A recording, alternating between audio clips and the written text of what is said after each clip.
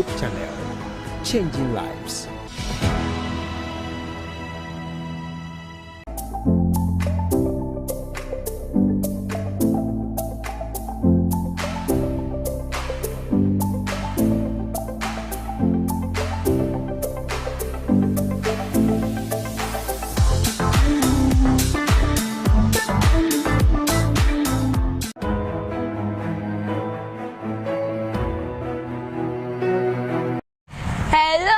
Pathfinders. Hello, Pathfinders.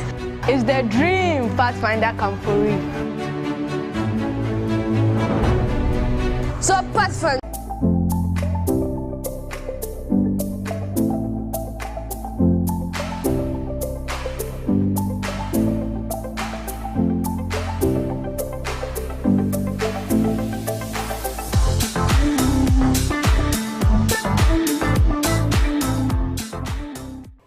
Good evening and welcome to another exciting episode of Real Talk here at the studios of Hope TV Ghana.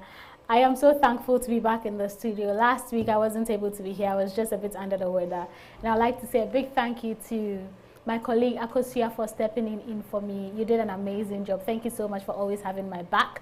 And for you, the audience out there, thank you so much for your love and for your support. Everyone that reached out to me, I got your message. I'm feeling much better now. And I am happy to be back, and it's a privilege to be back. Obviously, we have a story to discuss. This is what we do here at Real Talk every Wednesday. We find you great stories, personal stories. People send it to us, and then we have a conversation around it. We find you the right people to have the right conversation. And as we always say, it is our hope and desire that after every episode, we do help you with some solutions, with some tips, so that going forward, you can help yourself and get out of the situation that you sent us to discuss. You know, I always say that let's make this a party. Let's invite people. Let's come together and watch Real Talk. Because you never know. One of the things that we realize is we discuss a topic thinking it's for a particular person or it's someone who sent it in. Little do we know that someone can relate. All the topics or stories we share here are very relatable. And so it's great that you pick something from it, you learn something from it, and whatever you're going through, there is a solution at the end of the day. And so because of that, I'd like to remind you to tell a friend to join us. You can join us either on your screens as you're watching now or via Facebook and YouTube as well. That is Hope TV Ghana. So call a friend to call a friend and then stream together and let's watch Real Talk right now. Before I go any further, I'd like to remind you that you can also be an angel of hope by dialing *928 *34104# and follow the prompts. You can also send your donations to us to Hope Channel at 0249193083 and automatically you become an angel of hope.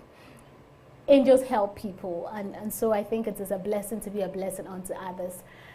Hope TV is 5 years. Half a decade. I can remember, it was just yesterday that director was having the conversation with us about coming up with a TV station that is going to be Christian-centered, Adventist-centered, that is going to talk about Christ, that is going to talk about issues that is relating to the young adults, to the married couples, to the old people. And so we've been able to bring you content like that, and we are grateful and we thank God for His blessings, and we thank you, the audience, for watching every day. And so we ask that you continue to watch our content, and Sunday is going to be a special day as we grand the entire 5 years anniversary. And so please make sure to stay tuned, make sure to stream with us on Sunday as we bring you the final grand event as we end the celebration of our 5 years anniversary, even though I believe it's still the end of the year, because we are still, 2023 is our 5 years, and so we are going to make sure that it goes to the end of the year. Now, let me bring you back to what we do here at Real Talk, having the real conversation. My name is Evie, obviously, and I'm the host for the show. And I have amazing panelists joining me in the studio and virtually as well. I am going to introduce them to you shortly. But before then, I am sure we've had a conversation around this topic before. The dynamics are obviously different, but it is a topic that is very dear to a lot of people's hearts because a lot of people are going through it. It's stepmother-stepdaughter relationship. And you hear stories, or even stepmother-stepson relationship. So basically, stepmother-stepchildren relationship. Some stepdad and stepchildren relationship. But today's one is about stepmothers and their stepchildren.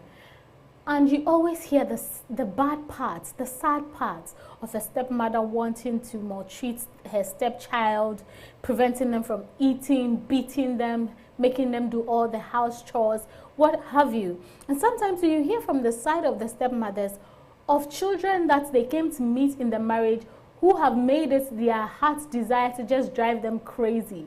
These children are refusing to be good. They are going to tap the stepmother till they can get them to do something that they don't want to. They are literally coming in between the stepmothers and their dad, so their marriage is at stake. Today we have a story on the table. Unfortunately, it's a usual one. A stepmother who is at loggerheads with her stepdaughter.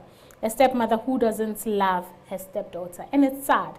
And we are going to have a conversation around it. And I hope that you can leave your comments under the comment section so that we can have a holistic conversation. I want you to join the program because it's very interactive. And so please do that. We've titled the story, I Think My Stepmother Wants to Kill Me. You know, when you hear of the beating and you hear of the insults and you hear all that, it's not right, it's not good. But then it's something you can at least know that, oh, this is happening. But to the extent that they want to kill the child, it has moved from I don't like you because I don't like your mother or whatever to I don't want you to exist on the surface of the earth. And that is rather serious. And so we found you the right people to have the right conversation. You know Esther. Esther is no stranger. Esther comes on the show as much as she can, as much as I can have it, because she can be very, very busy. Yeah. But today we got her in the studio, Mrs. Esther Opoku Ajima. How are you doing? I'm very well. I missed you, Esther. I miss you too. It's good to have you in the studio. Same here. I'm glad to be here. Yeah, I hope your week has been good. By God's grace, it has. Yeah, we thank God. Thank God. I'm so happy to have you in the studio because I know with this conversation and with what you do and how passionate you are about young girls and even women in general, I know that you're going to contribute immensely to it. So thank you so much for coming. You're welcome. And then Pastor Isaac Apau. Pastor is joining us via Zoom. Pastor, good evening. How are you doing? Good evening, Evie. I'm doing well by the grace of God. How about you? I'm doing fantastic, Pastor. I hope your week has been good. By God's grace. It's been wonderful. We thank God. We thank God. Finally joining us via Zoom as well is Rahel Ameya. Rahel, how are you doing? I'm doing okay. How are you? I'm good, thank you. I'm sure you're ready for the conversation. How has your week been, though? Oh, it's been okay. We thank God. I've been preparing for this story, so I hope it goes well. That's good to know. I can't wait to hear your views on what we are going to talk about.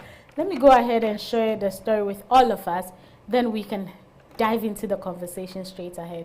So as I said earlier on, it says, I think my stepmother wants to kill me. It says, Dear Real Talk, in my life, I have faced a series of unexpected twists and turns, starting with my parents' separation.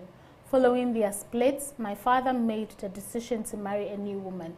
Since the divorce was not amicable at all, my mother and father don't have a good relationship anymore. My father literally threw my mom out of the house. She was a housewife and so had no business or work to rely on, which led to me staying with my father so he could take care of me. Unfortunately, my story tends to be the usual one where my stepmother hates me to the core. She has an overwhelming desire to remove me from the house at all costs. Her actions speak volumes. She refuses to provide me with basic necessities like food. She demands I pay for my own water and electricity, even after my father pays. She avoids any form of communication with me if it is not to insult me, and harbors an intense dislike for my mere presence. There are instances when she deliberately locks me out upon my return from work, pretending not to hear my knocks on the door, so I either have to sleep out or at a friend's place. She's filled my father's head with so much lies about me. Anytime I complain to him, he blames me and says I'm just like my mother. I am now doing my national service. I don't have enough money saved to leave the house. My father keeps disappointing me whenever he takes her side over mine, and this fuels her on to keep mistreating me. I do every single chore in the house. Despite her refusal to take up any household duties such as cooking, cleaning, or washing my father's things, he still takes her side. Even on days that work make me late from getting home on time to prepare dinner, she will wait for me to come and cook that late. or buy food for just herself. I can't help but feel that this woman has cast a spell over my father, seeking to possess him solely for herself and her own family. The recent behavior that scares me most is I think she wants to kill me. Aside having countless dreams of her chasing me with cutlass, I sometimes see her standing over me in bed and hastily leaving when I open my eyes. I think she tried to poison me recently because I took a drink she offered and had to be rushed to the hospital for food poisoning. I only took the drink because I thought she had decided to be nice to me. Now I am afraid to eat anything in the house or even drink water because I fear she may try to kill me again. How do I handle this situation? I know countless others find themselves in similar predicaments. Kindly advise me. Whew. This is a sad one. You know, living in your father's house, you think is one of the places that you should be most safe. I mean, I'm home. What could happen? But that is the place you're running away from because there's someone in there who wants to kill you, someone who should be a parent who wants to kill you. It's rather unfortunate that this stepmother, stepchildren stories are getting out of hand. And you think that a woman who is supposed to be nurturing, who is supposed to be empathetic, would go to such extent to hurt a child that she should have claimed as hers, a bonus daughter, you know. And it's sad that she's at a point in her life that her father doesn't even believe her. Esther, before I bore you with what I think about the story, what is going on in your mind right now? Several issues, Evie. First, I can sympathize with the lady. I feel sorry for her, actually, because she's actually a victim of circumstance. 3 adults have made their decisions, and unfortunately, you have to live with the consequences of their decisions. It's so unfortunate. And at the same time, I can also, I see an element of trust, or in this case, distrust.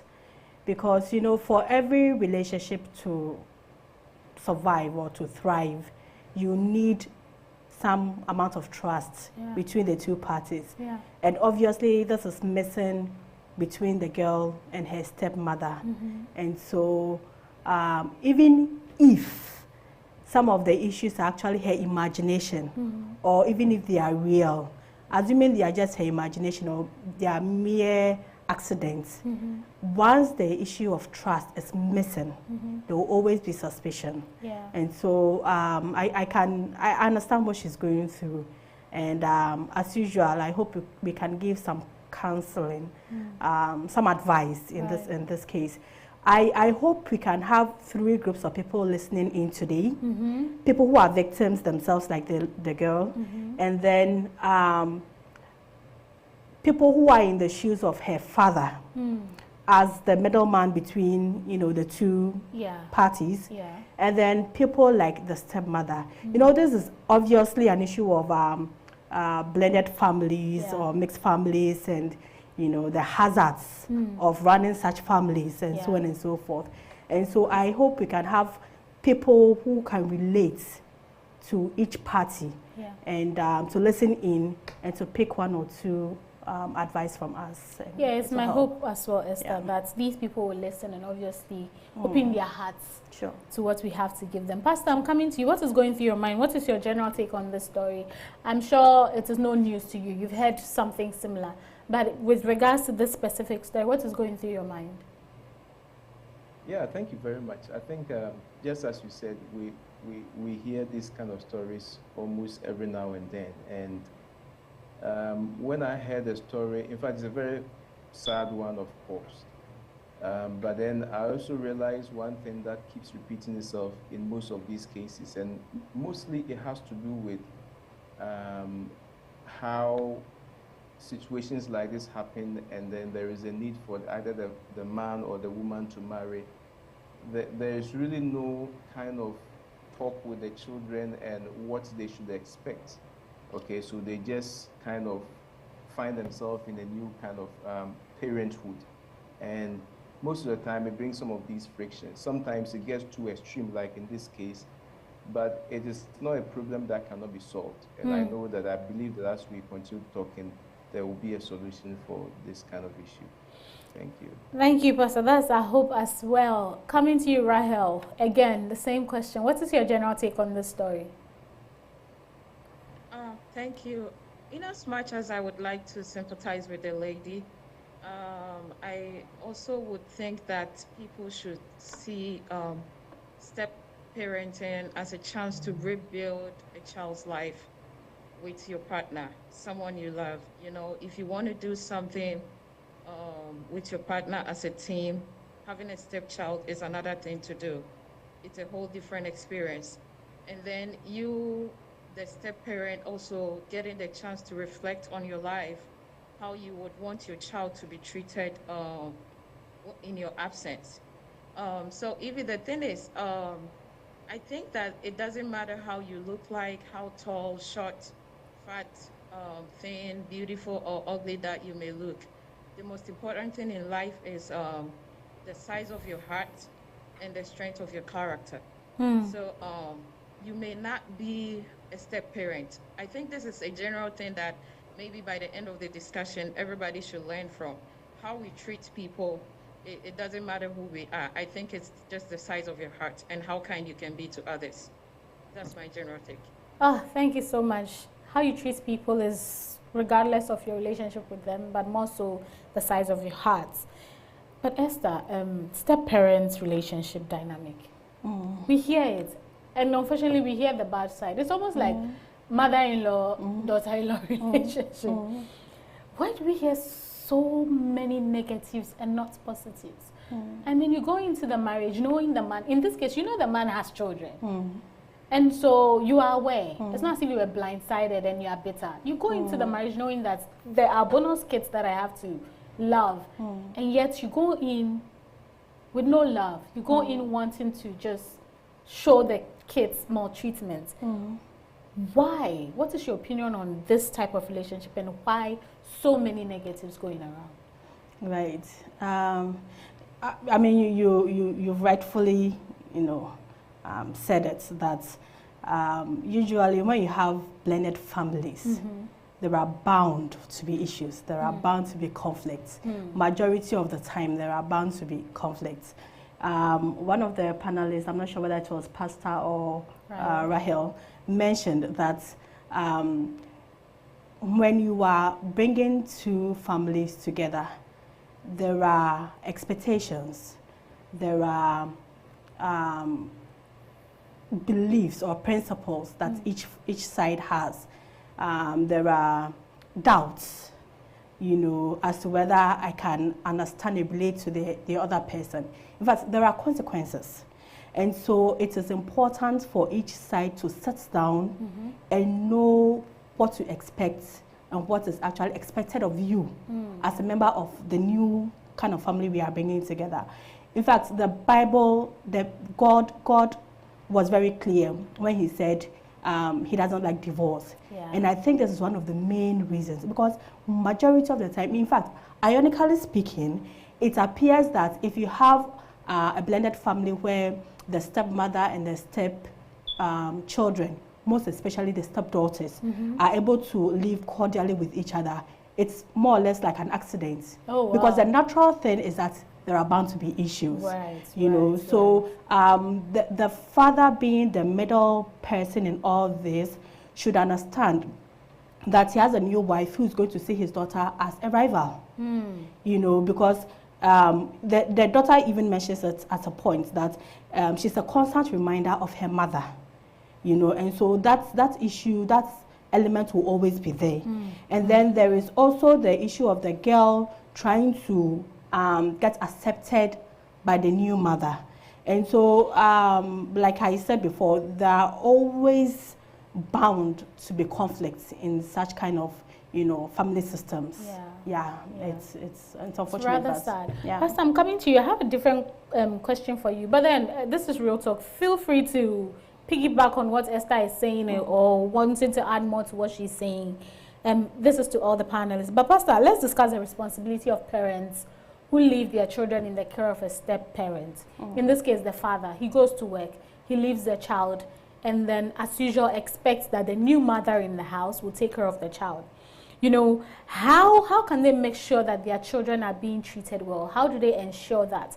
Or the trust they have in their new wife is enough to just leave the kid, go out there and hope that everything will be okay? Let's not forget that this is not the biological mother, and so there will be instances where they may not treat them as their own. What are the responsibilities of such parents? This could go for a man who has left his children in the care of his new wife, or a woman who is now married to a new man and then leaves the upbringing of the children in the care of her new husband. Yeah. Okay, thank you very much. I think this is something that is very, very important, and to ensure that there aren't no issues as we are talking about. Certain things need to happen even before such marriages take place. I think my sister was saying that, you see, when you are going into such a relationship and you know they are kids, or you have the kids, you are going to marry another woman, there needs to be communication. There needs to be certain understanding, okay? Depending on the age of the children involved, there needs to be certain understanding with each other. Who is going to be taking care of the kids? Because probably, as you are saying, the man will have to be leaving the child's home, and the child needs to be taken care of. Who is going to be taking care of the kid? Is this new person in that position to take care of another person's child? Does she have that flair to raise somebody's child? These things must be looked at before you go into it, okay? Now let's assume that, well, we were so much in love, we didn't care about these things. Now we're married, and now it has happened. And that is where the real challenge begins, you know? So it should not be one person's responsibility. For example, in Africa, most men think that automatically, since you are the woman, you have to take care of the child. It should not be. We should be a shared responsibility, and there must be a clear-cut rules, what I'm supposed to do, what the child is supposed to do, what the stepmom or the stepdad is supposed to do. When we understand ourselves this way, it is going to be very, very okay for us. And again, sometimes, as the case of this young lady, most especially men would want peace of mind, and they realize that one of the easiest ways we can get peace of mind is when we are at peace with our wives. So when we hear even issues like this, we want to kind of side with the woman so that we don't have that problem. But there must be deliberation, there must be discussion. Is the child or is my daughter giving you problems? Is there something I can do to help save these problems? Some of these discussions, I believe, would help so that when the other partner is not there, the child in the house, whoever is a step parent, would be able to take care of him or her without having any issues. Thank you. Thank you so much, Pastor. Rahel, I'll come to you and I'll ask you the same with regards to the responsibility of the parents that leaves the children in the care of the step parents. Is that it? Do you just, up and leave? Do you assume everything is okay? Or there are things you have to do to make sure that your child is taken care of as your wife or husband? Thank you. I don't think there is a way of doing this right. So the only solution is that if it's not a life and death matter, don't leave your kids. I am going to be a little bit passionate about this. Do not leave your kids' life, no matter what is going to happen. I mean, when it comes to divorce, we cannot talk about that right now. But then living your kid's life, even if you divorce your wife and, go into another marriage or relationship or whatever you do, try your possible best to stay in your kid's life. Just do something for them. Be there for them to know that they have somebody to rely on. Because even the thing is that when the kids grow up and they go through all of these things that the lady is going through, they end up starting to pray. So the reason why you left, kids start praying against you because you were not there. And then for this lady's issue, we know that her father is there. She's staying in her father's house, but it's more like her father is not there. Because even if she reports an issue or whatever, her father sides on his wife's side. So I would say that do not leave. Make sure you're in your child's life. And then with this lady's issue, for the dad to be in his child's life, he should pay attention and listen to his kid. That's all I can say, because there's no right way to leave your kid for somebody. Nobody can take care of your child like you do. I mean, with what Ryan is saying, like Esther, like you said, it just just even makes it more serious how separation affects the children in the home. And with regards to that, the girl didn't speak much about her mother or whether she's still in contact with her mother, but it looks like she has nowhere to go aside her father's home. If she has to go, she has to leave and probably again find a place for herself. But why would a father take sides with his wife over the maltreatment? Because I'm sure the girl clearly says, I tell him that this and this is what is going on, and he says I'm lying, and he blames me and says you're just like your mother. Exactly. You can see the bitterness is still in there. But I'm sure before this new woman came, I'm sure the man loves his daughter. Even to decide to say, I will keep her as my wife is going, I'll still keep her and take her. And educate her. Yes, and educate her. You can see that he loves his child. So at what point do we get it so wrong that a husband or a father will say, my daughter is lying, she's not going through any more treatment, whatever she says, I don't believe her, I'm going to stick with my wife, to the point that the child thinks the wife uses the father's head to do some sort of juju. Well, it's possible. It is. Yeah, everything is possible. Really. Yes, but it's like Rahel, rightfully said. The father is an absentee parent because if he was really involved in the child's life, he would obviously know what is happening and judge for himself, whether he needs to step in and defend the child. When the girl was talking, if we should go by her words, she says she does her responsibilities. Yeah. She does everything she's supposed to. Yeah. And even more. Exactly. And so the question is, what more would you want from a child? So if the woman is still dissatisfied with the girl's conduct or her very presence, then the father should by now have noticed it. We have 4 types of parenting styles. Okay. So we have the authoritarian, and then we have those who are authoritative. So the authoritarian is kind of negative because they are like the very strict type. Okay. They believe in tabula rasa. The child's head is empty, so I have to pump sense into the child, so the child has everything I said. They're very strict. But the authoritative is what a lot of counselors would recommend, because that one deals with the parents being strict at a point, but also being a little lenient sometimes with trying to build a belief, in the child. So at a point, they allow the children to make certain decisions that they think that the child can make at that particular level, especially when they get into adolescence and they are transiting into adulthood, and they have to start making their own decisions. So that one is the best, because it's a blend of both strictness and leniency at a point and all that. Yeah. Then we have the absentee, uninvolved. For them, they can actually be absent, totally absent.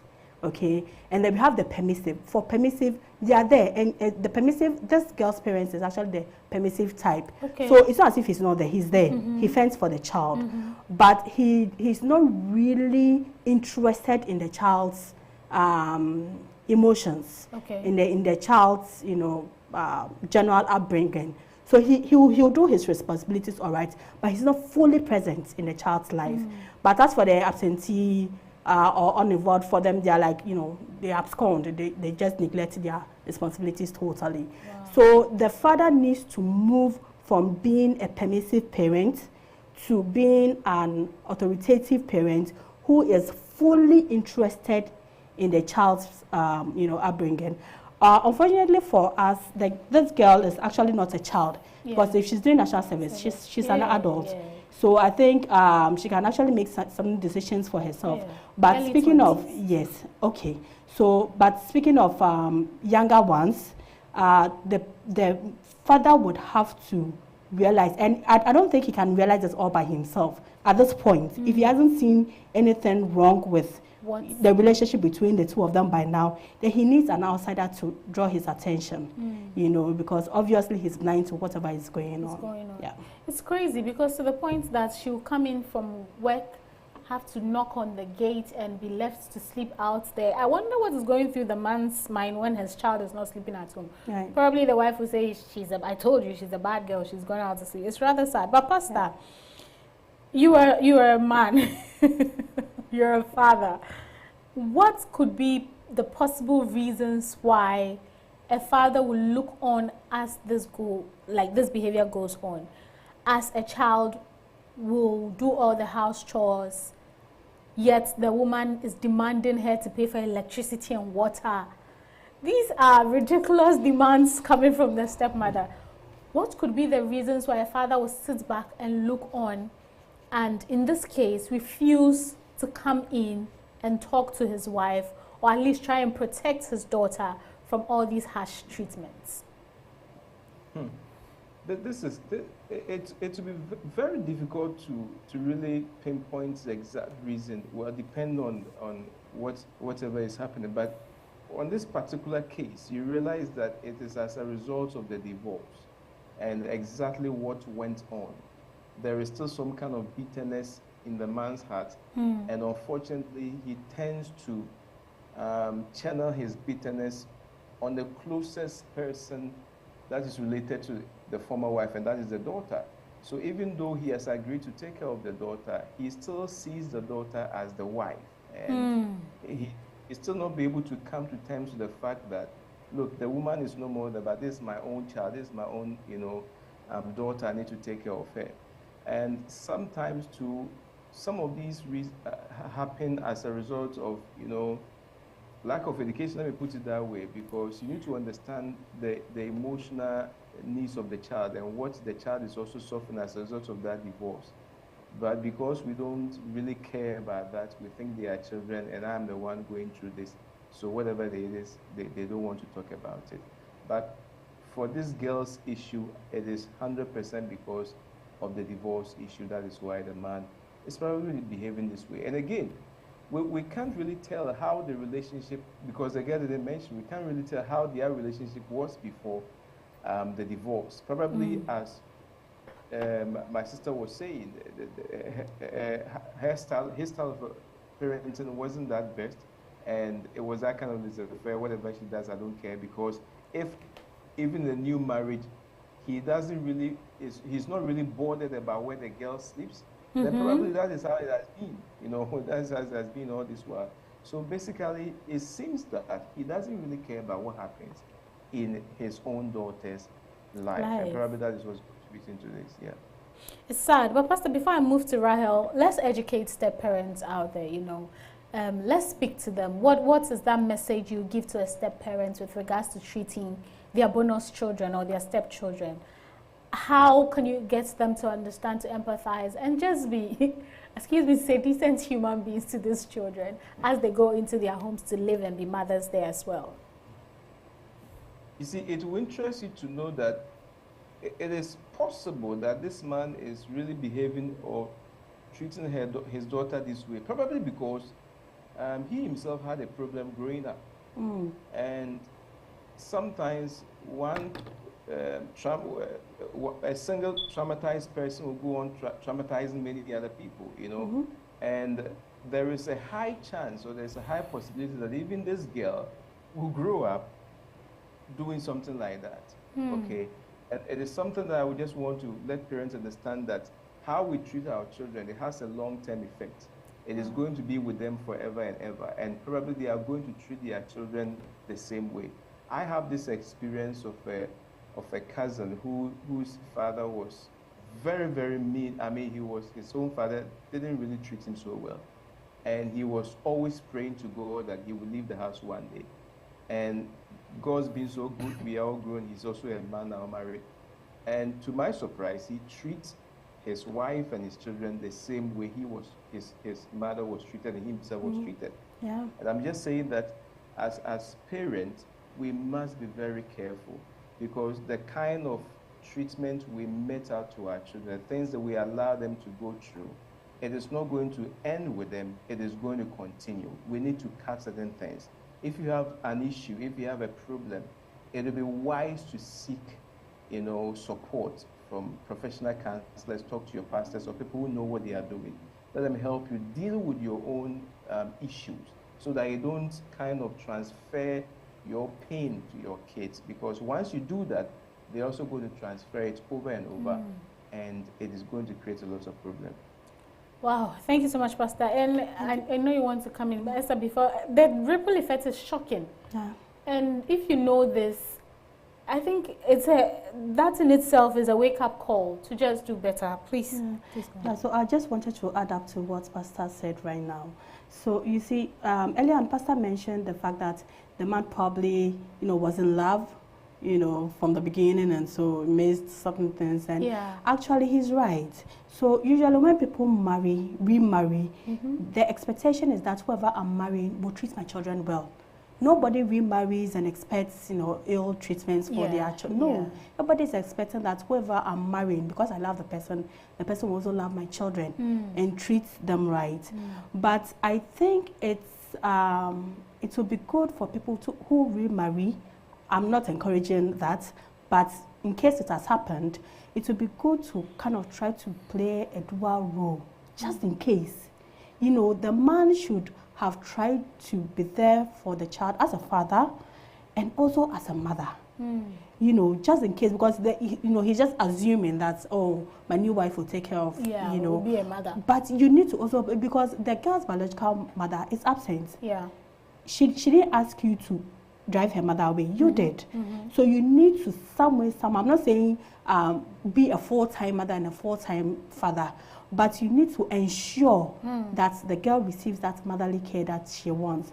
And then to add up, again, Rahel also mentioned earlier that the stepmother must realize one thing, and that is the fact that what goes round comes round. In this modern age and time, and with maturity, you expect that people will treat other people very well.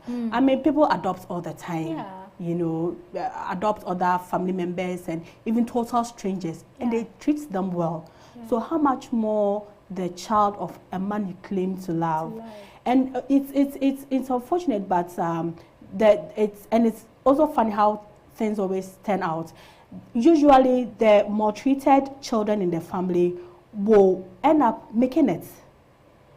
Okay, of course, they will have issues. I mean, emotional issues and all that, mental health issues and all that. But because most of them are able to build resilience, they'll make it.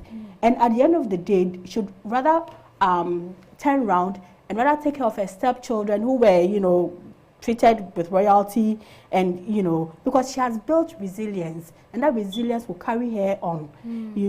So the stepmother should come to that realization that I would wish for someone to also treat my own children. Unfortunately, the girl doesn't mention whether there are other children involved in the new family and all that, but she should remember that what goes around comes around. Definitely.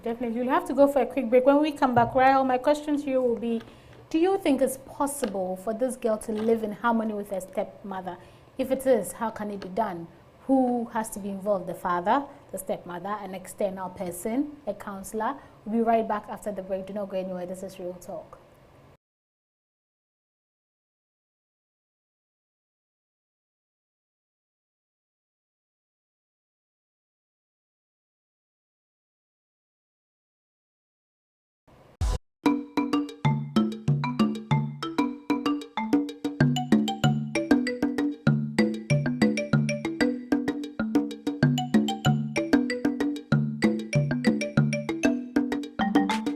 I am an angel of hope.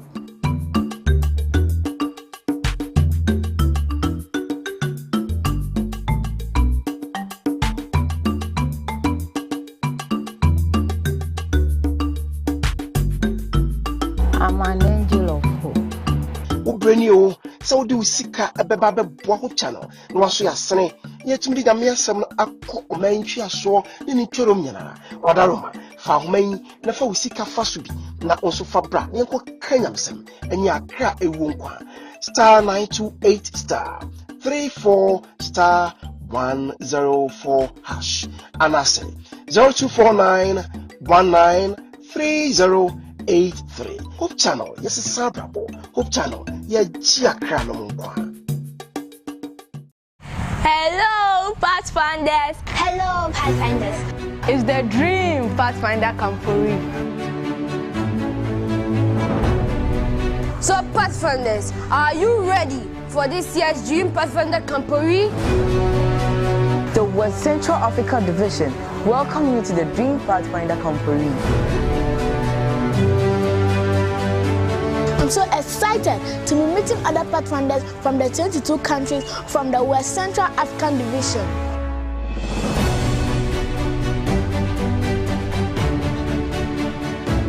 Let's meet on 24th to 30th December 2023 at Valley View University Campus, Accra, Ghana.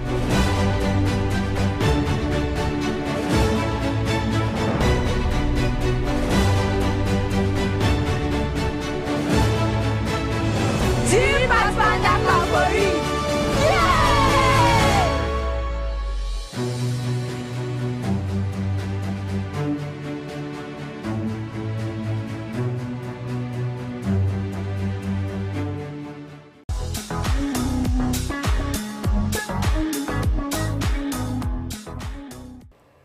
Welcome back from that quick break. We are still in the studios of Hope TV Ghana having this conversation. She says, I think my stepmother wants to kill me. And I've been doing this with Esther, Pastor Apau, and Rahel Ameya. And so far the conversation has been going on. If you just joined, unfortunately you've missed a bit, but then never was, what do they even say? Better now than later. Yes, better late. Better late than never. Yes.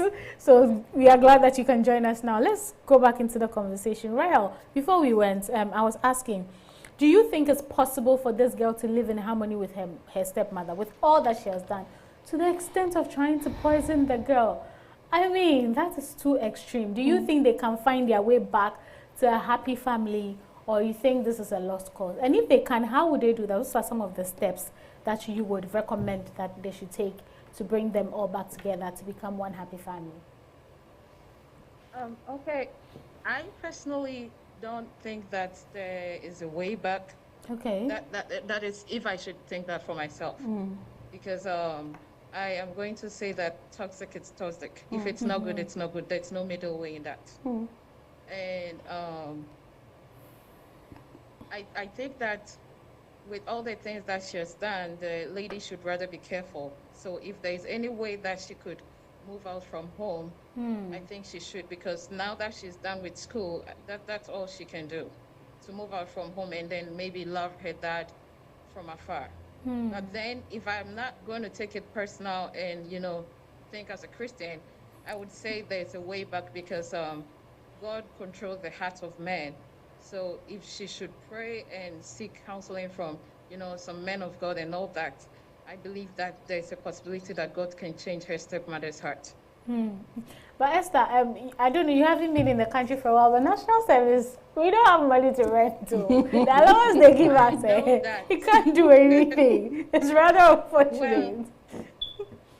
Well, I know that seems impossible, but then we cannot do a lot of things in our life on our own. Like I said, if she's a Christian, God can create a lot of ways. For all you know, God can make things possible for her to move out from the house if God knows that this woman, it's not going to help her. So she should just pray about all of it and seek the directions of God. Right. Thank you so much. That's true. I mean, God always finds the people who have to help us if he believes that the situation we are in is deadly. Pastor, before I come to Esther, let's talk about the spiritual aspect here.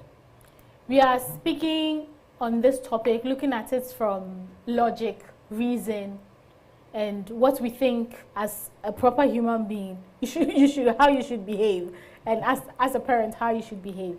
But the daughter suggested or made some comments about she's beginning to think the woman has taken her father somewhere, and these parts of our country, juju and voodoo and everything, because the way he is behaving to her is not normal, it's not reasonable. Which father will still continue to blame the child and say, hey, you're a liar, I blame your mother, you're just like your mother, when the daughter is saying, Dad, your new wife is starving me. She's asking me to pay rent. She's locking me out of the house. She wants to kill me. Yes, father is saying, oh, you're just like your mother. Is it possible that this woman, just to secure her future and that of her children, has decided to just do things, go the extreme, to just remove the bond and the love the man may have for his child? Because clearly, from all he's done for the child till now, there's some love in there. We have seen fathers who threw the wife out, including the children with the wife, to go with them, not caring what they will eat. But there's a father who said, I will hold on to my child and take care of my child because I know my ex-wife doesn't have the means to do that. Yeah. Yes, Evie, first of all, for the spiritual aspect, yes, it is possible. I mean, these things happen all the time. Okay, so don't be surprised. It is 100% possible that the woman probably may have taken the man somewhere. And because the man has lost every affection for his own daughter. Yes, that is possible. But yes, still, I think that this issue is very complex, and both the man, the daughter needs to be talked to. I mean, we need to really dig deeper to find out what's really causing that, what is really causing the neglect on the side of the father. But on the spiritual issue that you asked, yes, I believe it's possible. And with prayer, whatever it is, that spell, it can be broken. And my dear girl, it looks like you have to just intensify your prayers at this point. But Pastor, before Esther, Rahel said personally she doesn't think the stepmother and daughter can live together in harmony. What do you think? Do you think there are ways around it? Do you think it's possible that they can live in harmony and then no one tries to kill anybody again? Yes, well, it depends on what they all want to achieve, but there's a high possibility they can live in harmony. Probably it's not going to mean the same house, okay? Because living in harmony doesn't automatically mean living in the same house. Right. So I just want to advise the girl that she should begin to save money from the little allowance that she's getting from National Service. She should begin to talk to people at church, begin to look for job opportunities so that right after service, she doesn't get to stay in the house. Yeah. Because once she gets to stay in the house, she'll be more miserable. Okay, so she begins to make all the connections. Sometimes some of these things, look, they happen, and they create some kind of discomfort for us, and we need those discomforts. You know, we have to look at things also on the positive side. These discomforts will lead to certain opportunities that, look, it will surprise you. So she should begin to start planning her life right from there, because where you are now, there's fire. And for you to have that peace of mind, and even for you to stay in that relationship, sometimes it will be best if she leaves the house, because she's not a child. She leaves the house, then she can have that. But I also want to say that she should sit down with her father. You are not a small girl. Sit down with your father, discuss with your father what is happening. Okay, because probably, I know she's about 8, and discuss what is happening, what you like about this woman and what you don't like about this woman, and what your plans are. I think it will be a step towards creating peace among them. I hope so. Thank you, Pastor. Esther, what is going through your mind? Do you think that it is possible that she'll live in the house with the woman and live in harmony with her? She won't try to kill her again, not be standing at her doorway, hovering when she's sleeping. And if yes, how can she do that safely? How can she do that, making sure that she's not poisoned again? Or you think, Charlie, she has to move out? Putting with regards to her allowance, how much is it now? 500 and something? I think so. I thought 700. It has gone to 700? I think so. I believe. I'm not sure, but I believe so. Oh, she's paying water and lights bills. That's just right. You know, actually, I share Rahel's opinion. Oh, okay. Yes, I don't think it will work.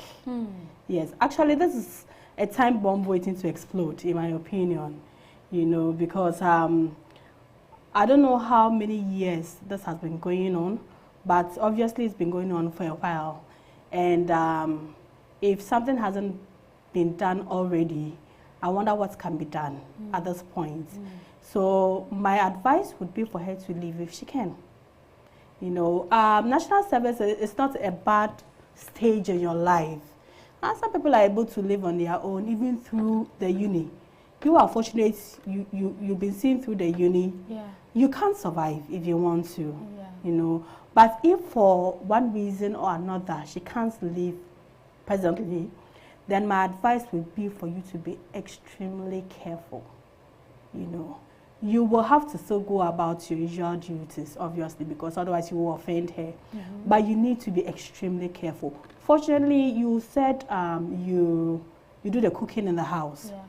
So if you think it could have been accidental. I mean, food poisoning can happen. It could have been a coincidence. Frankly Just speaking, happened that the time she decided to give her a drink, then she falls. You know, it can happen that it might have been a coincidence.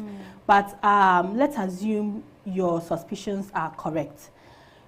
Once you do the cooking in the house, you can ensure that until the food is ready, you don't leave the kitchen. And when the food is ready, dish your own food and eat. You know, and avoid. See, I think the girl yearns for the attention of the stepmother. She does. That's why when the stepmother offered her the drink, she quick to assumed, take, you know, because she was hoping and praying that at long last, Yeah. you know, should have softened, you know, her emotions and all that. So I think don't assume that. Obviously, I don't know how many more acts you want from her for you to believe that she doesn't like you. Yeah. So be on your guard. That's what I can say. And as soon as you can, please leave. You know, leave and build your life. You can do it, because what she has taught you right now is resilience. You know, she has helped you to build resilience for all this while. You know, so with that, and obviously with God on your side, you can make it out there. Yeah. So don't stay and get more mentally drained because of what is going on, because that's what's happening to you right now. In fact, I'm actually worried, you know, for her mental faculties, because she's going through a lot, and it can translate into so many things for her and her future relationships. So don't let it continue further. If you can leave. If you can leave. Rahel, your final words for this lady before we go. So my final words is that I think kindness is the cheapest gift any of us can give to somebody else. This goes to everybody.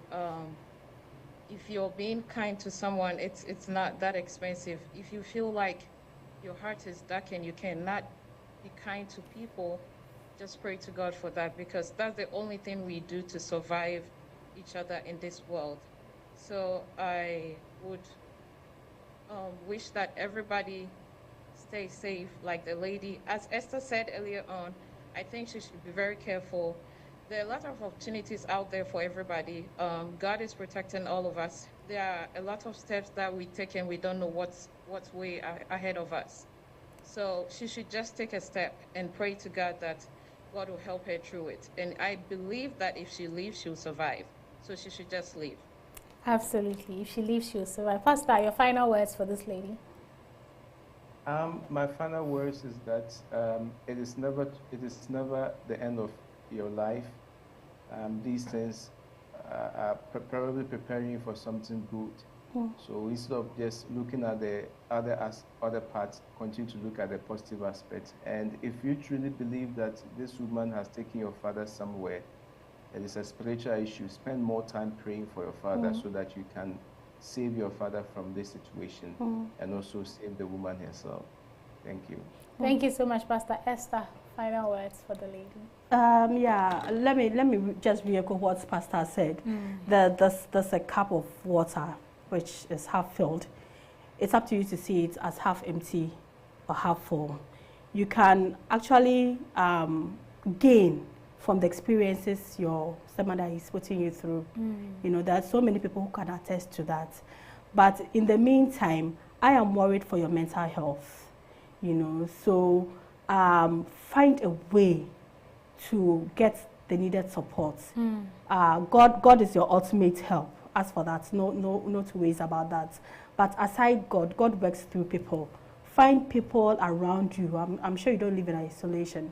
get people you can trust and let them help you to go through this phase of your life, so it doesn't negatively affect you and your future. But God is with you. But you need to pray. Yeah. You need to pray. Yeah, I absolutely agree. You need to pray. And hopefully and thankfully, prayers solve everything, you know. And if you talk to God, He'll come to your aid.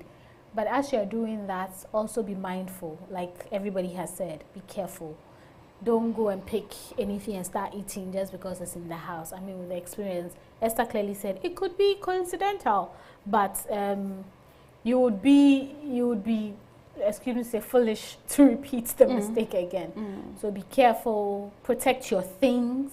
Lock your things if you have to.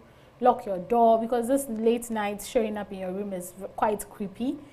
And that should even let you know the spiritual aspect that Pastor was talking about. I mean, everybody's sleeping and you are walking around looking into people's faces as they sleep. That's not normal behavior. Yeah. So please take prayer seriously, and I'm sure God is going to just come through for you.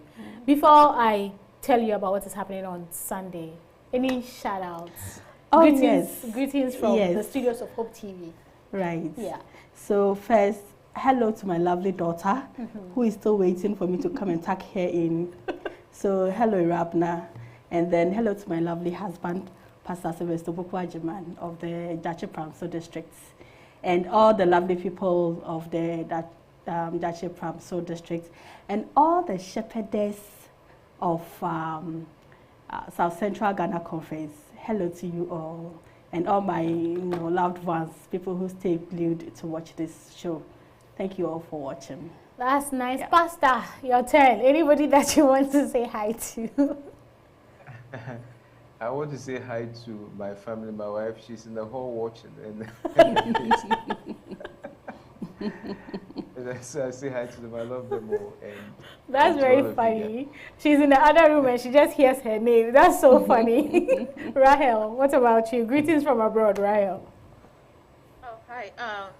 I would like to say hello to all my family members, especially my sister and her husband in Tema, and her children, and most of my friends in Ghana. And then thank you, Evie, for inviting me to your show once again. I'm really grateful. Thank you, Rahel, for coming. It was an honor to have you. And a happy birthday to AJ, a lovely friend of mine. Today is your birthday. Praying for blessings, blessings, blessings. And I can't wait to see you on Friday. So I think we've come to the end of the show. The lady, you've been advised. I don't know what else we can say or the panelists could have said. And I think if you pick from that and you pray, and the little, yes, allowance is small, but you can put some aside, you know.